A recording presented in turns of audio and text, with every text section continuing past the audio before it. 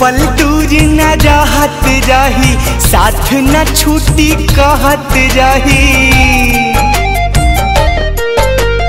एक पल दूर न रहत रही, साथ न छूटी कहत रही। और तने बाता द भगवान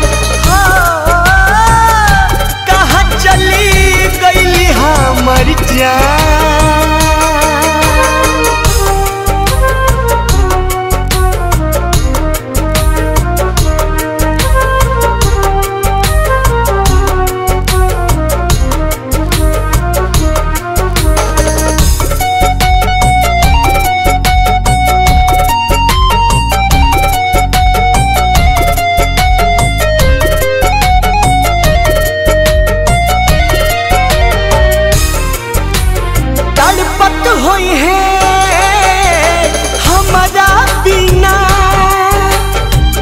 गिरत होई आँखिया से पानी,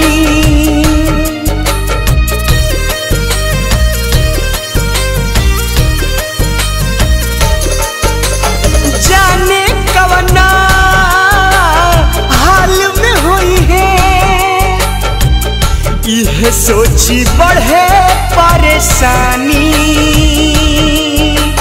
ना मिली है तो जी ना पाई, उनका बिना हम मर जाई। सारा जग लागेला वीरान हो, कहाँ चली गई हमर जान।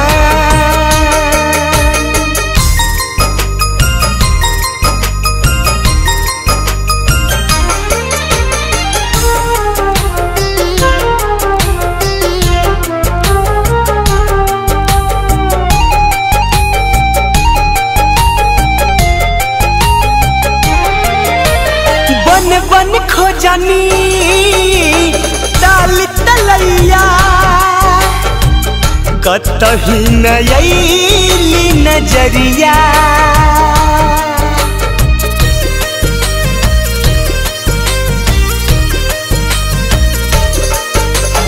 जे भी मिलल सबसे पूछनी, केहू बतावे न खबरिया। बाह पगोदन गोदवले बाड़ी, गोलुआ न मोल लिखवले बाड़ी। इहे उनकर पहचान हो, कहाँ चली गई हमर जान। एक पल दूर न रहत रही, साथ न छूटी कहत रही। और तने बाता द भगवान